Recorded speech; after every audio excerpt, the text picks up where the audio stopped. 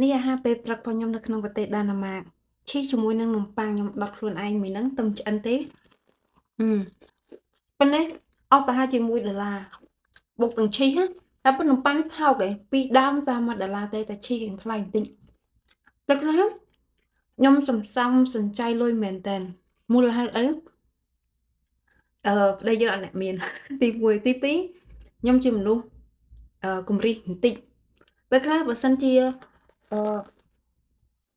អស់ចាំបាច់គឺខ្ញុំអត់ចង់ចំណាយលុយច្រើនទេដូចភាគច្រើនណាខ្ញុំកម្រតែញ៉ាំអីនៅក្រៅព្រោះនៅក្នុងប្រទេសដាណឺម៉ាកនេះការដែលទៅញ៉ាំនៅភោជនីយដ្ឋានគឺអស់លុយច្រើនមែនតើនិយាយរួមគឺថ្លៃ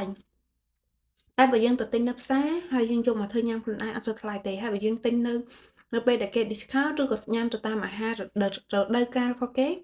គឺកាន់តែថោកអញ្ចឹងយើងអាចសន្សំលុយឆាប់បានទិញផ្ទះទិញឡាន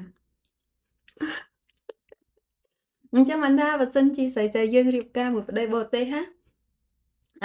ចង់ស្រួលយើងយកប្តីដែលអ្នកមានតែបើប្តីមកជុំដូចខ្ញុំយើងត្រូវថ្វាយទិញច្រើនណាស់ដើម្បី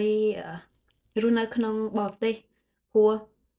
បើសិនយើងចង់ទិញផ្ទះអញ្ចឹង30-40ម៉ឺនវាជារឿងធម្មតាហើយបើសិនជាយើងចង់នៅក្នុងទីក្រុងធំនៅទីប្រជុំជនណាអានោះគឺកាន់តែថ្លៃបើថាអូយើងមានត្រឹមតែ20-30ម៉ឺន40ម៉ឺនទេយើងចង់បានផ្ទះមុំអានឹងតទៅរៀងឆ្ងាយបន្តិចឬក៏ឆ្ងាយពីទីក្រុងអញ្ចឹងទៅអានឹងយើងបានធូរតែដូចតំបន់ដែលខ្ញុំកំពុងរស់នៅនេះឬក៏នៅ Copenhagen ទិញផ្ទះនៅហ្នឹងគឺថ្លៃហើយបើនៅកណ្ដាលក្រុងទៀតគឺថ្លៃមែនតែនកន្លះលានឬក៏លើសហ្នឹងអាហ្នឹងតូចៗទេណាអ្នកផ្ទះធំនៅទីក្រុងគឺថ្លៃមែនតែមិនខុសអីពីអ្នកនៅភ្នំពេញខេត្តកណ្ដាលហើយនឹងតាមខេត្តជនបទទេសំចៃខ្លាំងណាស់ខ្ញុំហ៎មើលវីដេអូខ្ញុំ វីដេអូគំរីស